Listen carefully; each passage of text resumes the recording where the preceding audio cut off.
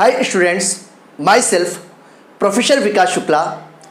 आज के video lecture में मैं आपको क्वांटिटेटिव एनालिसिस से रिलेटेड डिफरेंट टाइप के फार्मूले पढ़ाऊंगा और इन फार्मूले पर नीट में, जे एग्ज़ाम में, सीईटी एग्ज़ाम में, क्लास 11th, क्लास 12th सभी क्लासेज में क्वेश्चंस पूछे गए हैं और पूछे जाते हैं। अब आइए हम लोग शुरू करते हैं, फार्मूलों की बात करते हैं।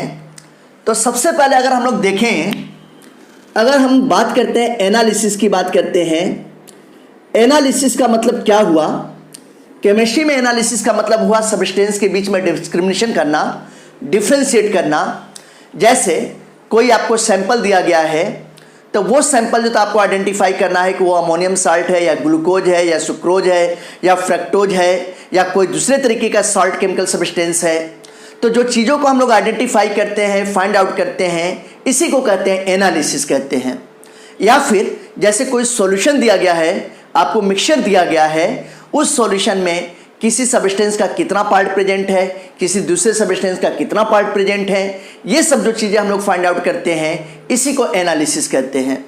अब अगर हम लोग एनालिसिस की बात करते हैं तो एनालिसिस भी दो तरीके का होता है। एक जो एनालिसिस होती है उसको कहते हैं क्वालिटेटिव एनालिसिस कहते हैं। ये देखिए, इसको कहते हैं क्वालिटेटिव एनालिसिस कहा जाता है। ये बात आप ध्यान दीजिएगा। और दूसरे तरीके की जो एनालिसिस होती है, इस एनालिसिस को कहा जाता है क्वांटिटेटिव एनालिसिस कहते हैं। ये क्वांटिटेटिव एनालिसिस कहलाता है। ये देखिए, दोनों तरीके के एनालिसिस में क्या डिफरेंस है।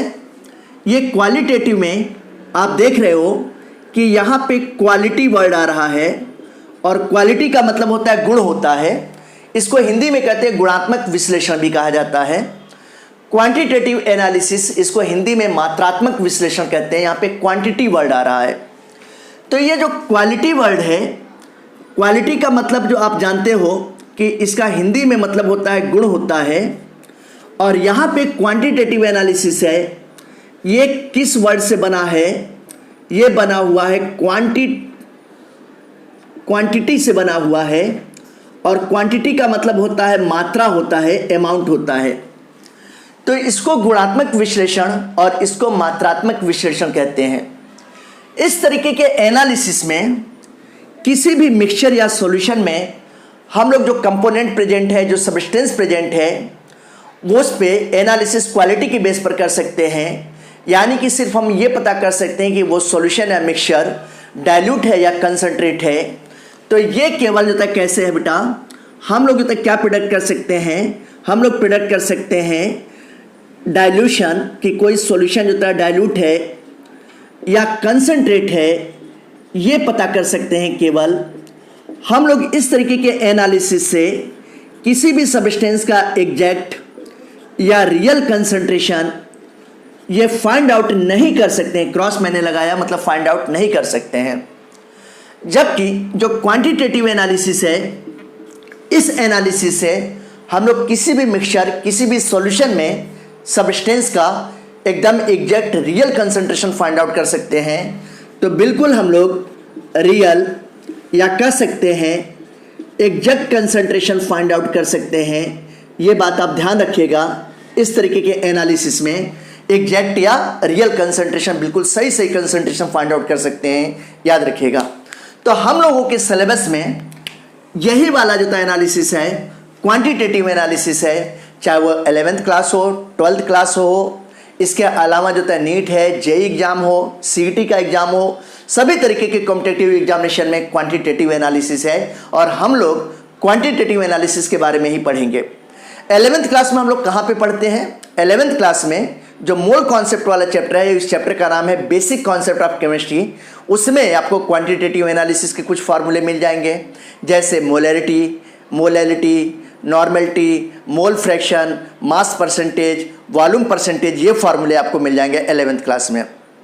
इसके अलावा 12th क्लास में भी आपको ये फार्मूले मिलेंगे solution and colligative property chapter में। इसके अलावा भी कुछ और नए फार्मूले भी मिलेंगे, जैसे parts per million, strength of solution क्या होती है, नॉर्मलिटी मोलैलिटी में रिलेशन क्या होगा, मोल फ्रैक्शन मोलैलिटी में क्या रिलेशन होता है, मोल फ्रैक्शन मोलैलिटी में क्या रिलेशन होता है। इस तरीके से बहुत सारे फार्मूले आपको वहाँ पे मिल जाएंगे, ये बातें आप ध्यान रखिएगा। तो आज मैं आपके सामने क्वांटिटेटिव एनालिसिस के सारे फार्मूले डिस्कस करने वाला हूँ। तो आइए क्वांटिटेटिव एनालिसिस के फार्मूले हम लोग डिस्कस करते हैं। ध्यान दीजिएगा, क्वांटिटेटिव एनालिसिस।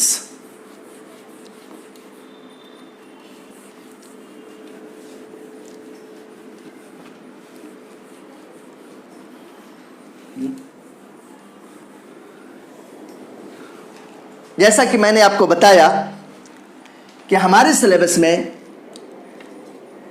क्वांटिटेटिव एनालिसिस है, और ये क्वांटिटेटिव एनालिसिस से किसी भी सॉल्यूशन या किसी भी मिक्सचर में जो सब्सटेंस प्रेजेंट है उस सब्सटेंस का हम लोग एग्जैक्ट या रियल कंसंट्रेशन फाइंड आउट कर सकते हैं।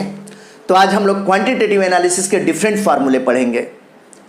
सबसे पहले जो फार्मूला मैं आपको पढ़ाने जा रहा हूं वो फार्मूला है मास परसेंटेज।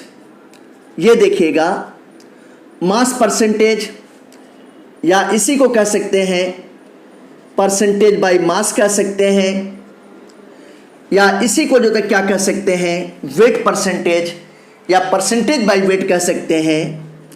इसी को हम लोग कह सकते हैं परसेंटेज बाय वेट कह सकते हैं। मैं आपको बताना चाहता हूं कि केमिस्ट्री में मास और वेट दोनों एक ही बात होती है, दोनों में कोई डिफरेंस नहीं है।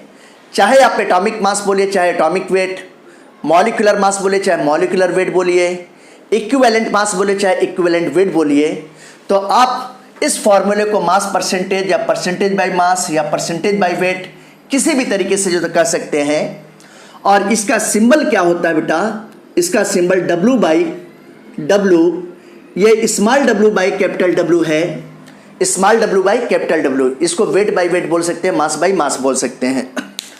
अगर हम लोग मास परसेंटेज का फॉर्मूला देखते हैं, ये देखिएगा मास परसेंटेज यानी कि small w by capital W, weight by wait की बात कर रहा हूँ। इसको मैं ठीक से लिख देता हूँ।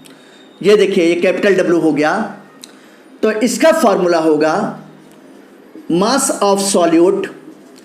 ये सॉल्यूट का मास हो गया, सॉल्यूट का मास हमेशा ग्राम के टर्म में होगा और इसको मैं W2 सिंबल से रिप्रेजेंट करूंगा, ये ग्राम के टर्म में हो गया, divided by mass of solution. ये मास ऑफ सॉल्यूशन या इसी को हम लोग कह सकते हैं टोटल मास ऑफ सॉल्यूशन कह सकते हैं। अगर क्वेश्चन में सॉल्यूशन का कुछ मास दिया है 200, 300, 400, 500, तो वो मास लेंगे जो क्वेश्चन में दिया हुआ है। लेकिन अगर क्वेश्चन में कोई मास नहीं दिया गया है तो ऐसी कंडीशन में हम लोग आइडियली 100 ग्राम मान लेंगे सॉल्यूशन का मास। तो यहाँ पे अगर कुछ नहीं दिया है तो ये मान लेंगे 100 ग्राम आइडियली मान लेंगे, और परसेंटेज की बात हो रही है इसलिए यहाँ पे 100 से मल्टीप्लाई कर देंगे। ये एक फार्मूला हो गया, और इस फार्मूले से जो था आपने सॉल्यूट का परसेंटेज फाइंड आउट किया बेटा। ये मास परसेंट किसके लिए है, ये सॉल्यूट सब्सटेंस के लिए है, सॉल्यूट सब्सटेंस के लिए। इसी तरीके से अगर हमको मास परसेंटेज निकालना है, किसके निकालने है, सॉल्वेंट के लिए, तो ये देखिए मास परसेंटेज, ये W बाई कैपिटल W की बात कर रहा हूँ, ये देखिए, और ये किसके लिए, फॉर सॉल्वेंट, सॉल्वेंट सब्सटेंस के लिए। तो इसका फॉर्मूला होगा मास ऑफ सॉल्वेंट, और ये जो सॉल्वेंट है इसके लिए मैंने सिंबल माना हुआ है W1, इसको भी ग्राम के टर्म में लेना है, divided by total mass of solution यानी कि सॉल्यूट प्लस सॉल्वेंट का मास। तो ये देखिए मैंने लिखा मास ऑफ सॉल्यूशन, सॉल्यूशन का मास अगर क्वेश्चन में कुछ दिया है तो वही लेंगे, अगर डेटा कुछ नहीं दिया है तो आइडियली 100 ग्राम मानेंगे। तो यहाँ पे देखिए ये 100 हो गया, यह 100 ग्राम मान लिया, और परसेंटेज निकालने की बात हो रही तो हम लोग 100 से ऊपर मल्टीप्लाई कर देंगे। ये फार्मूला हो गया बेटा पहला फार्मूला, मास परसेंटेज की बात हो गई। ये बात आप ध्यान रखिएगा, ये फॉर्मूले ध्यान रखिएगा, ये सॉल्वेंट के लिए है और इसी तरीके से ये फॉर्मूला जो मैंने ऊपर लिखा है ये सॉल्यूट सब्सटेंस के लिए है। ये दोनों फार्मूला आप ध्यान रखिएगा। जैसे अगर मैं एक क्वेश्चन कहता हूं, सपोज कीजिए कि क्वेश्चन के स्टेटमेंट में दिया गया है कि 0.5% NaCl बाई मास या weight present in a solution. ये देखिए, ये कहा गया है कि 0.5% बाई मास या weight NaCl sodium chloride present in a solution. इसका मतलब क्या हो गया? इसका मतलब ये हुआ बेटा कि सबसे पहले तो आपको बताना है, पहचानना है कि बाई मास या बाई वेट लिखा हुआ है। इसका मतलब जो क्या हुआ कि ये मास परसेंटेज वाला फार्मूला अप्लाई होगा। अब 0.5% NaCl है, यानी कि 0.5% का मतलब ये क्या हो गया? ये 0.5 ग्राम हो गया NaCl, ये सॉल्यूट हो गया। और सॉल्यूशन का मास यहाँ पे कुछ नहीं दिया है, तो सॉल्यूशन का मास हम लोग आइडियली मान लेंगे 100 ग्राम होगा। अब आप जानते हो कि किसी भी सॉल्यूशन का फॉर्मेशन सॉल्वेंट प्लस सॉल्यूट के कॉम्बिनेशन से होता है। तो ये सॉल्यूट है, ये क्या है? ये सॉल्यूट है। और ये आप देख रहे हो कि यहाँ पर ये सॉल्यूशन का मास दिया है। तो अगर हम लोगों को सॉल्वेंट का मास निकालना हुआ तो सॉल्वेंट का मास कैसे निकलेगा? 100 माइनस 0.5 कर देंगे तो सॉल्वेंट का मास निकल आएगा। तो अगर हमको सॉल्वेंट का मास फाइंड आउट करना है तो सॉल्वेंट इक्वल टू कितना हो जाएगा? 100 माइनस 0.5 कर देंगे, यानी कि 99.5 ग्राम ये सॉल्वेंट का मास आ जाएगा। इस तरीके से हम लोग फाइंड आउट करते हैं। तो generally 11th 12th NEET JEE CET exam में इसके ऊपर डायरेक्ट न्यूमेरिकल क्वेश्चन नहीं आते हैं, लेकिन दूसरे जो तो फॉर्मूले जैसे normality, molality, formality, mole fraction, इन सब में जो तो इसकी लैंग्वेज आती है, उस लैंग्वेज से पहचानना होता है कि सॉल्यूट कितना है, सॉल्यूशन कितना है, उसमें सॉल्वेंट कितना प्रेजेंट है। ये सारी बातें आप ध्यान रखिएगा, भूलिएगा मत। इस तरीके से जो है ये बातें आपको समझ में आ गई। ये मैंने मास परसेंटेज का फार्मूला आपको बताया, फर्स्ट फार्मूला बताया। अब मैं आपको सेकंड फार्मूला बताने जा रहा हूं, और ये सेकंड फार्मूला क्या है आइए देखते हैं। सेकंड फार्मूला हम लोग मोल परसेंटेज की बात करते हैं। मोल परसेंटेज फाइंड आउट करना चाहते हैं कि मोल परसेंटेज क्या होता है, इसको देखें। अगर हम लोग सेकेंड फार्मूले की बात करते हैं तो सेकेंड फार्मूला हो गया मोल परसेंटेज, या इसी को कह सकते हैं परसेंटेज बाय मोल कह सकते हैं। और मोल हमको किसका निकालना है? मोल परसेंटेज हम सॉल्यूट का भी फाइंड आउट कर सकते हैं और सॉल्वेंट का भी फाइंड आउट कर सकते हैं, जैसे मास परसेंटेज फाइंड आउट किया था। अगर हमको मोल परसेंटेज फाइंड आउट करना है, ये देखिए, ये मोल परसेंटेज और किसके लिए? फॉर सॉल्यूट सब्सटेंस के लिए फाइंड आउट करना है। तो ये हो जाएगा बेटा number of moles of solute, और सॉल्यूट के मोल्स को हम लोग N2 सिंबल से रिप्रेजेंट करेंगे, divided by total moles of solution. Solution के मोल्स का मतलब क्या हुआ? सॉल्वेंट प्लस सॉल्यूट का मोल्स। तो ये देखिए, ये हो गया मोल्स ऑफ सॉल्यूशन, और सॉल्यूशन का मोल का मतलब क्या हो गया? सॉल्वेंट प्लस सॉल्यूट के मोल्स को कहते हैं। और यहाँ पर कितने से मल्टीप्लाई कर देंगे बेटा? 100 से मल्टीप्लाई कर देंगे, क्योंकि हम लोग मोल परसेंटेज फाइंड आउट कर रहे हैं, परसेंटेज में 100 से मल्टीप्लाई करना होता है। ये बातें आप ध्यान रखिएगा। अगर इसी फार्मूले को मैं कहूँ तो एक तरीके से और भी लिख सकता हूँ इसी फार्मूले को। ये देखो बेटा, ये number of moles of solute हुआ divided by moles of solution, मतलब सॉल्वेंट प्लस सॉल्यूट का मोल्स। तो ये क्या होता है? मोल फ्रैक्शन ऑफ सॉल्यूट होता है। तो इसको मैं कह सकता हूँ मोल फ्रैक्शन ऑफ सॉल्यूट, और सॉल्यूट के मोल फ्रैक्शन को हम लोग X2 सिंबल से लिखेंगे। इनटू 100 से मल्टीप्लाई कर देंगे, ये फॉर्मूला आ गया। इसी तरीके से अगर हमको मोल परसेंटेज सॉल्वेंट के लिए निकालना है तो देखिए ये मोल परसेंटेज मैं सॉल्वेंट के लिए निकाल रहा हूँ, सॉल्वेंट के लिए, तो इसका फॉर्मूला होगा number of moles of solvent, number of moles of solvent, इसको N1 सिंबल से रिप्रेजेंट करेंगे, divided by total moles of solution, यानी कि सॉल्वेंट प्लस सॉल्यूट के मोल्स। तो ये देखिए यहाँ पे मैंने लिखा मोल्स ऑफ सॉल्यूशन, और सॉल्यूशन के मोल्स का मतलब क्या हुआ, सॉल्वेंट के मोल्स प्लस सॉल्यूट के मोल्स। और यहाँ पे परसेंटेज की बात हो रही तो हम लोग जो तो कितने से मल्टीप्लाई करेंगे, 100 से मल्टीप्लाई कर देंगे। अब इसी को मैं ऐसे भी लिख सकता हूँ कि मोल परसेंटेज अगर हमको निकालना है सॉल्वेंट के लिए तो ऐसी कंडीशन में हम लोग क्या करेंगे, ये मोल फ्रैक्शन ऑफ सॉल्वेंट आएगा। तो ये देखिए मोल फ्रैक्शन ऑफ सॉल्वेंट, और सॉल्वेंट के मोल फ्रैक्शन को हम लोग x1 सिंबल से रिप्रेजेंट करते हैं, इनटू 100 कर देंगे। इस तरीके से ये फॉर्मूला हो गया। इस फॉर्मूले से हम लोग सॉल्यूट और सॉल्वेंट के मोल परसेंटेज को फाइंड आउट कर सकते हैं। ये देखिए मैंने आपको ये फॉर्मूला दिखाया, ये कवर कर देता हूँ। ये सारे फार्मूले आपको याद होना चाहिए, तभी आप विद इन मिनट आप लोग किसी भी क्वेश्चन का आंसर निकाल सकते हो, फाइंड आउट कर सकते हो। इसी तरीके से इसको हम लोग ऐसे भी कह सकते हैं, ये देखिए जैसे अगर मोल परसेंटेज सॉल्वेंट के लिए है तो मोल परसेंटेज सॉल्वेंट का formula number of moles of solvent, जिसको सिंबल मैं N1 से रिप्रेजेंट किया हूँ, divided by moles of solution, मतलब सॉल्वेंट प्लस सॉल्यूट के मोल्स, इनटू 100 कर दिया हूँ। या इसी फार्मूले को मैं इस तरीके से भी लिख सकता हूँ। ये फार्मूला जो था आपको क्लियर हुआ, ये मैंने आपको सेकेंड फार्मूला बताया। सारे फार्मूले आप ध्यान रखिएगा।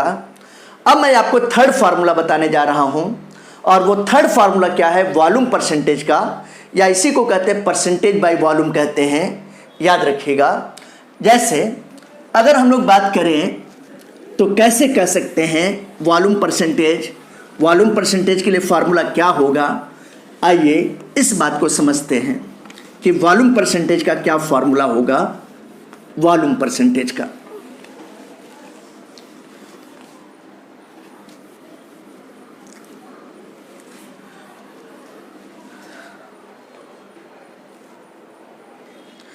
थर्ड फार्मूला है, ये थर्ड फार्मूला वॉल्यूम परसेंटेज का है, या इसी को कहते हैं परसेंटेज बाय वॉल्यूम कहा जाता है। ये फॉर्मूला हो गया।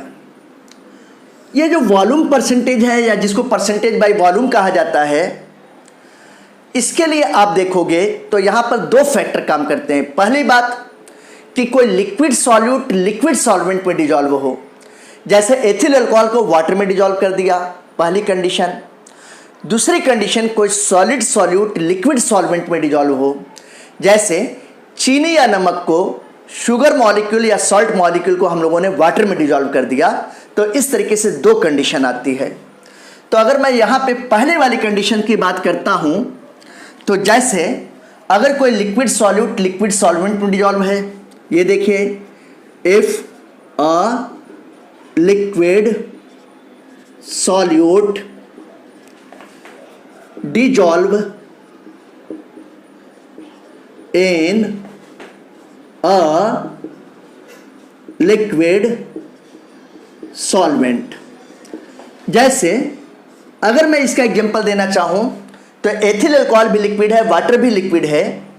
अगर मैं इसका एग्जांपल दूं आपको तो कहूं कि इथेनॉल मतलब एथिल अल्कोहल इन वाटर, ये मैंने इसका एग्जांपल दिया, ध्यान दीजिएगा।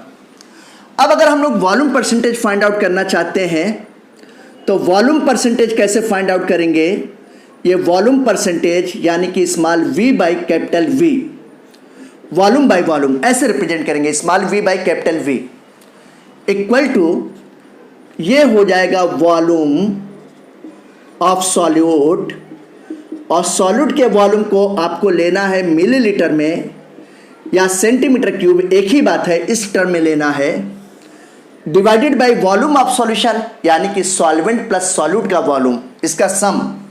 तो ये हम कह सकते हैं वॉल्यूम ऑफ सॉल्यूशन। अगर क्वेश्चन की लैंग्वेज में सॉल्यूशन का वॉल्यूम 200 मिलीलीटर, 300 मिलीलीटर, 500 मिलीलीटर ऐसे कुछ दिया है तब तो वही वॉल्यूम लेंगे, लेकिन अगर कुछ नहीं दिया है तो आइडियली 100 मिलीलीटर मान लेंगे।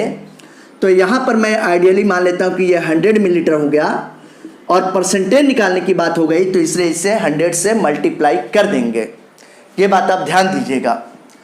फिर इसी तरीके से एक दूसरा जो तो फॉर्मूला बना, और ये दूसरा फॉर्मूला किसके लिए बना कि अगर कोई सॉलिड सॉल्यूट लिक्विड सॉल्वेंट में डिजॉल्व है तब। ये देखिए, अगर कोई सॉलिड सॉल्यूट, देखिएगा, if a solid solute dissolve in a liquid solvent, अगर इस तरीके की बातें आ रही हैं तो इसका एग्जाम्पल अगर आप देखते हो तो इसका एग्जाम्पल क्या हो जाएगा, जैसे शुगर या सॉल्ट मॉलिक्यूल्स को हम लोग वाटर में डिजॉल्व कर देते हैं, जैसे शुगर डिजॉल्व इन वाटर, ये इसका एग्जाम्पल हो गया। अब अगर हम लोग यहाँ पे वॉल्यूम परसेंटेज फाइंड आउट करना चाहते हैं तो देखिए कैसे फाइंड आउट करेंगे। वॉल्यूम परसेंटेज यानी कि वेट बाई अब वॉल्यूम हो जाएगा, W/V हो जाएगा। क्यों? क्योंकि सॉलिड सॉल्यूट है तो सॉलिड सॉल्यूट को तो मास के टर्म में लेंगे, लेकिन किस में डिजॉल्व है? लिक्विड सॉल्वेंट में। तो जो लिक्विड है उसको तो हम लोग वॉल्यूम के टर्म में लेंगे। तो यहाँ पर वेट बाई वॉल्यूम हो गया। अब इसका फॉर्मूला हो गया बेटा मास ऑफ सॉल्यूट, और सॉल्यूट के मास को हम लोग ग्राम के टर्म में लेंगे, divided by total volume of solution. ये देखिए वॉल्यूम ऑफ सॉल्यूशन, अगर सॉल्यूशन का वॉल्यूम कुछ दिया है क्वेश्चन में तब तो वही लेंगे, लेकिन नहीं दिया है तो हम लोग जो था 100 मिलीलीटर या 100 सेंटीमीटर क्यूब आइडियली मान लेंगे, और परसेंटेज निकालने की बात हो रही है इसलिए 100 से मल्टीप्लाई कर देंगे। ये बातें आप ध्यान रखिएगा। तो यहाँ पर पहली वाली कंडीशन मैंने बोला था कि कोई लिक्विड सॉल्यूट किस में डिजॉल्व है? लिक्विड सॉल्वेंट में। आपको मैंने एग्जांपल दिया एथनॉल इन वाटर, और इसका फॉर्मूला मैंने आपको ये बताया। ये फॉर्मूला आप ध्यान रखिएगा, ये सीधे सीधे फॉर्मूला अप्लाई होता है। इसी तरीके से कोई सॉलिड सॉल्यूट प्रेजेंट है और किस में प्रेजेंट है? लिक्विड सॉल्वेंट में। तो वॉल्यूम परसेंटेज का एक दूसरा फॉर्मूला बना, इसको वेट बाय वॉल्यूम से रिप्रेजेंट करेंगे, और यहाँ पे वॉल्यूम परसेंटेज का ये फार्मूला जिसको मैं सर्किल कर रहा हूँ, ये फार्मूला आपको अप्लाई करना होगा। इस तरीके से मैंने आपको थर्ड फार्मूला बताया।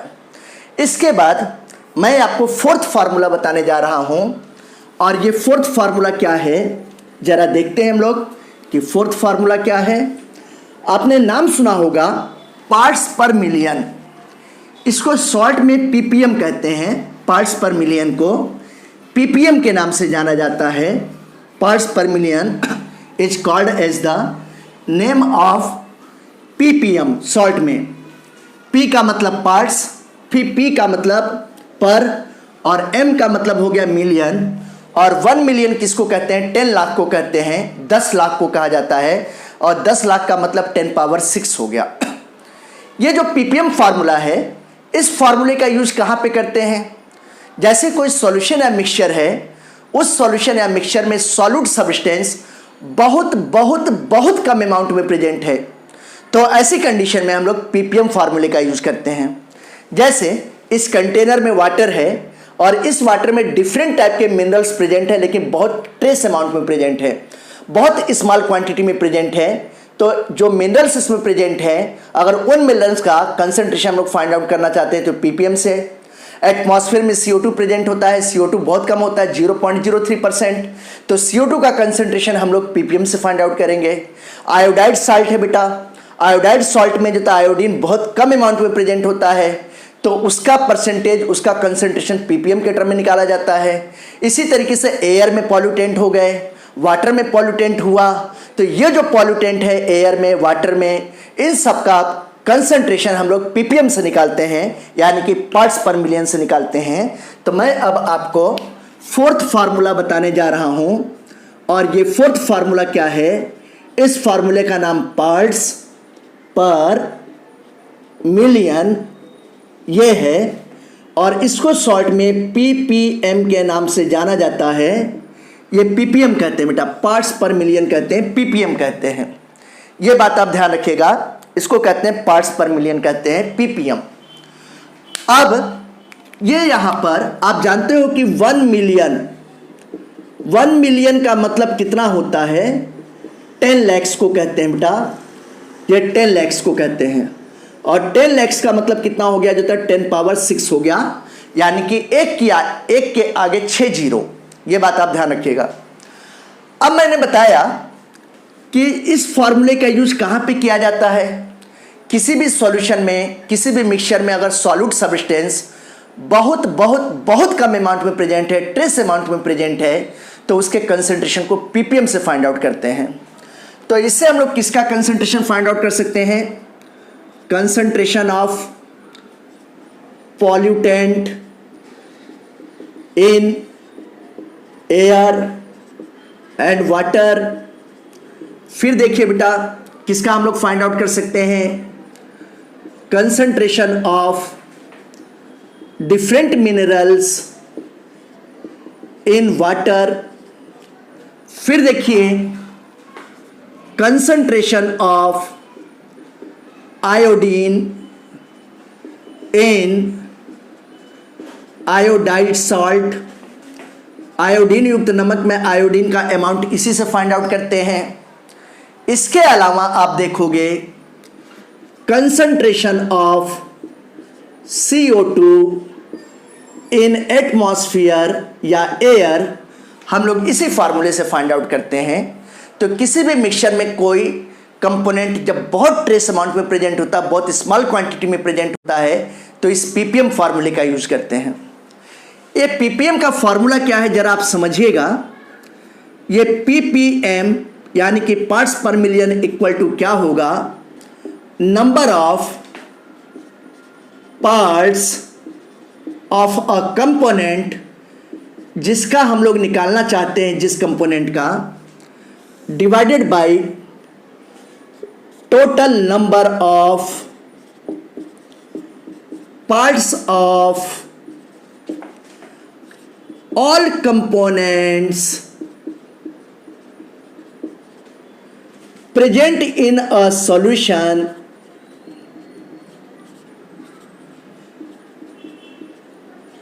और मिक्सचर। ये हो गया। और साथ ही साथ यहां पे ppm की बात हो रही है, तो यहां पर हम लोग 10 पावर 6 से मल्टीप्लाई कर देंगे। ये बात आप ध्यान रखिएगा। जैसे परसेंटेज निकाल रहे थे तो 100 से मल्टीप्लाई कर दे रहे थे बेटा, उसी तरीके से ppm में हम लोग को 10 पावर 6 से मल्टीप्लाई करना पड़ेगा। ये जो फॉर्मूला मैंने आपको बताया है, ये फार्मूला जो था मदर फार्मूला है बेटा, पेरेंट फार्मूला है, सबसे मेन फार्मूला हो गया। तो इस फार्मूले को मैं सर्किल कर देता हूं। ये बात आप ध्यान रखिएगा। ये देखिए, इसी ppm को हम लोग mass by mass, volume by volume और मास बाय वॉल्यूम के टर्म में भी लिख सकते हैं। जैसे पहले अभी बताया था थोड़ी देर पहले, उसी तरीके से।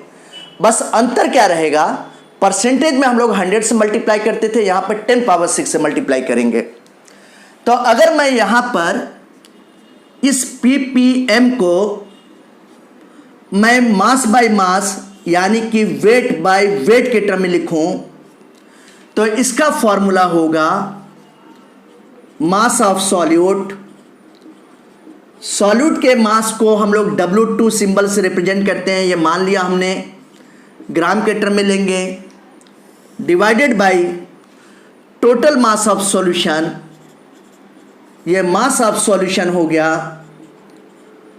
यानी कि सॉल्यूट प्लस सॉल्वेंट का मास। और यहां पर हम लोग कितना लेंगे? अगर कुछ नहीं दिया है तो 100 ग्राम ले लेंगे। और चूंकि ppm के टर्म में देख रहे हैं, ppm के टर्म में इसलिए यहाँ पर हम लोग 10 पावर 6 से मल्टीप्लाई कर देंगे। तो ये आपको ppm मास बाय मास के टर्म में दिखाई दिया। ये फॉर्मूला हो गया मास बाय मास के टर्म में हो गया। इसी तरीके से मैं इसी फॉर्मूले को लिख रहा हूँ वॉल्यूम बाय वॉल्यूम, और फिर लिखूँगा मास बाय वॉल्यूम के टर्म में। देखिए कितना इजी फार्मूला है, ध्यान दीजिएगा, बहुत ही इजी फार्मूला है। एक फार्मूला याद हो गया तो बाकी फार्मूले के लिए बेस मिल जाता है, याद करना आसान हो जाता है। आइए देखते हैं अगला फार्मूला।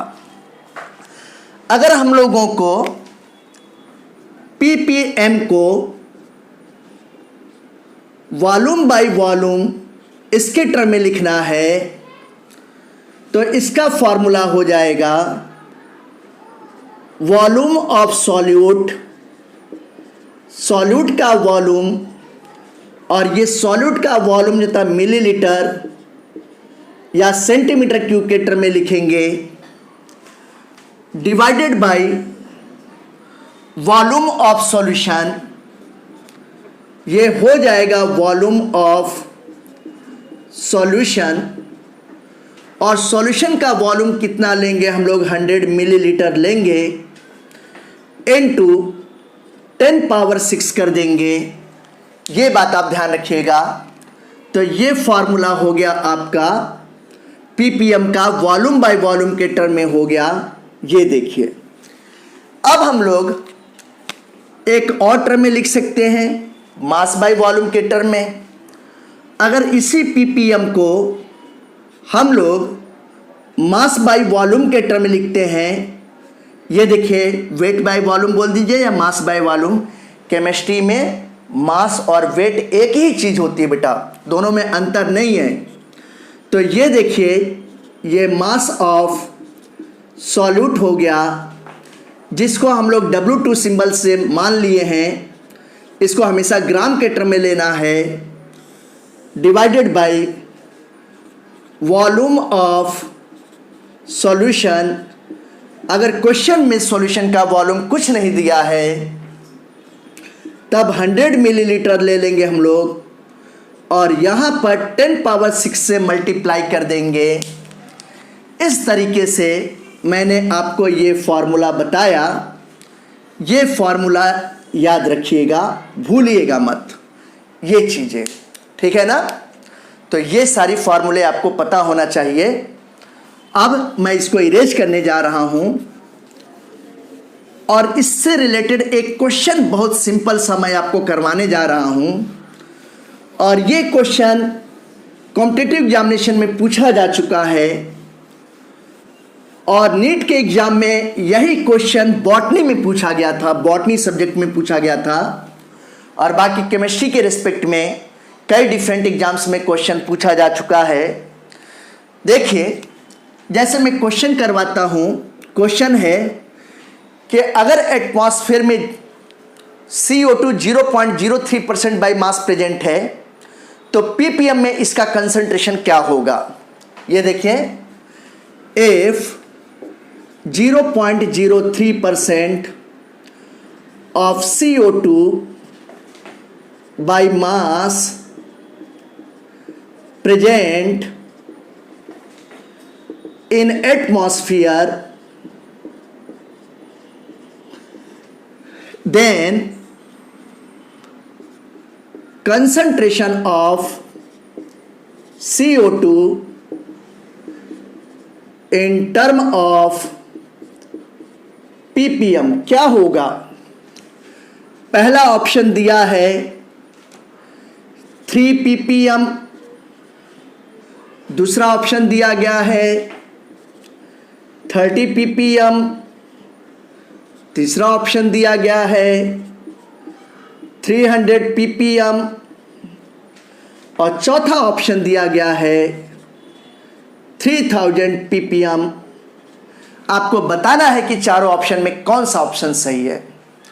आइए इस क्वेश्चन को देखें कि कैसे सॉल्व करेंगे।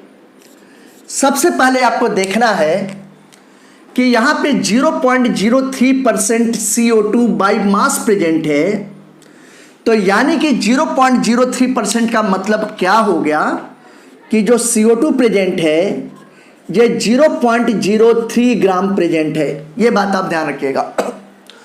और किसमें? एटमॉस्फेयर में है। तो एटमॉस्फेयर का कुछ नहीं दिया गया है, तो टोटल जो सॉल्यूशन है, टोटल गैसियस सॉल्यूशन है, उसका मास 100 ग्राम ले लेंगे।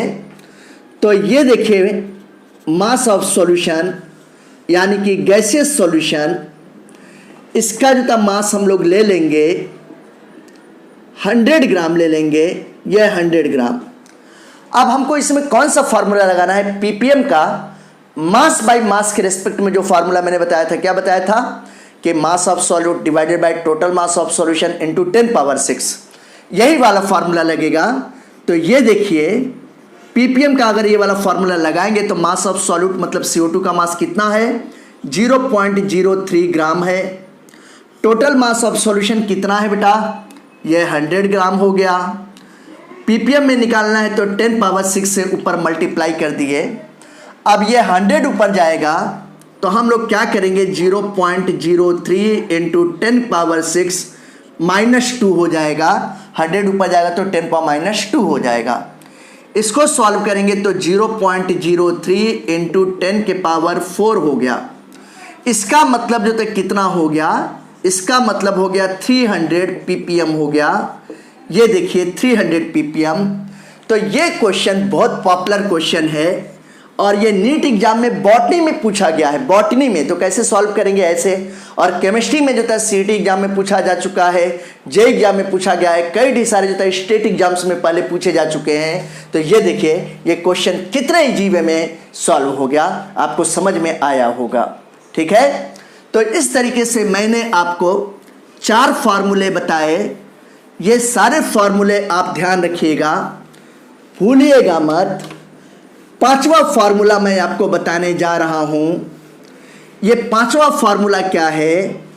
इस फार्मूले को कहेंगे स्ट्रेंथ ऑफ सॉल्यूशन, यानी कि किसी भी सॉल्यूशन का स्ट्रेंथ कितना होगा, उसका सामर्थ्य कितना होगा, उसकी ताकत कितनी होगी, इसी बात को कहते हैं स्ट्रेंथ ऑफ सॉल्यूशन, कहते हैं स्ट्रेंथ ऑफ सॉल्यूशन।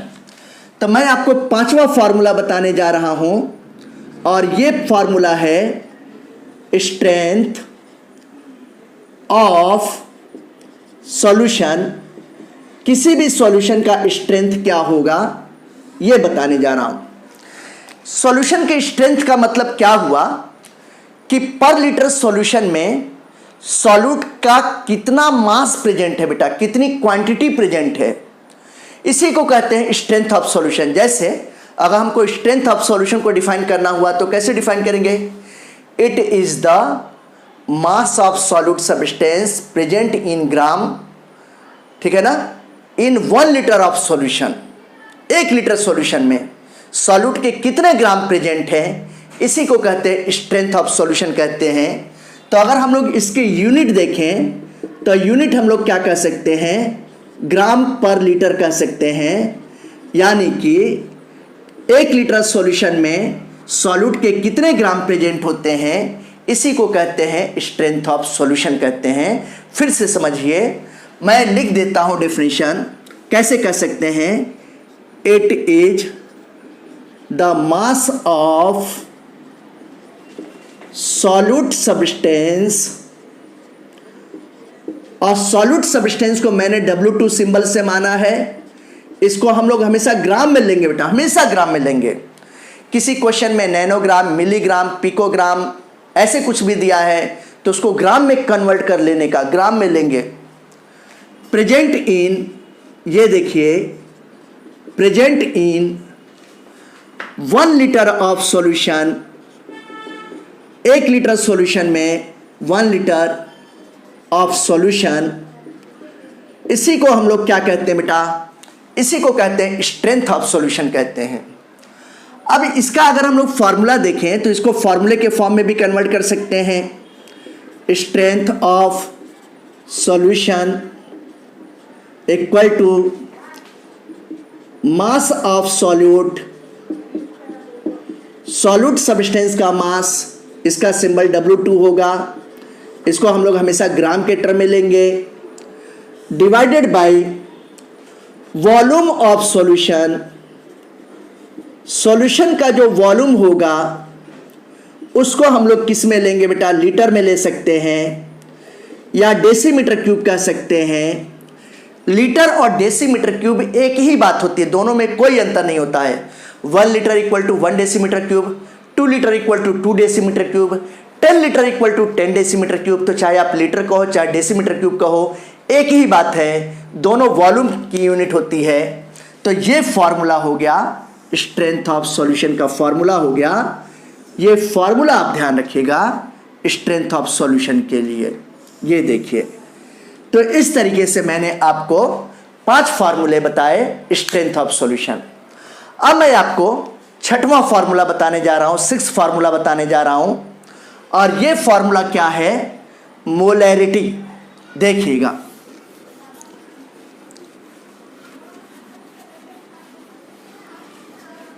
अगला फार्मूला मैं आपको बताने जा रहा हूं। मोलैरिटी से पहले मैं मोलैलिटी बता देता हूं। मोलैलिटी ये देखिए 6वां फार्मूला मैं बताने जा रहा हूं और ये फार्मूला है molality.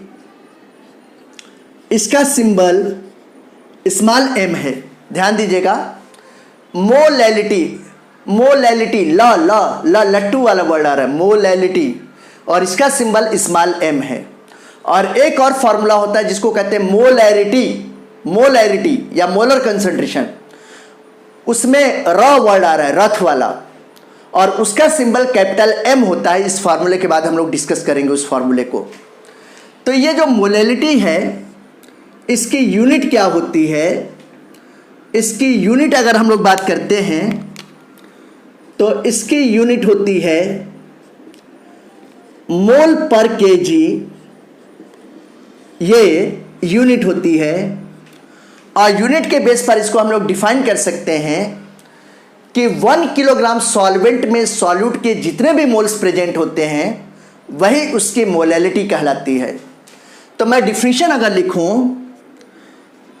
It is the number of moles of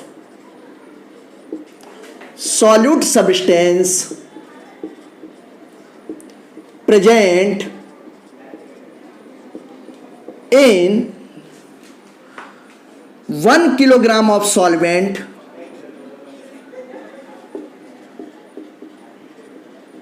is called,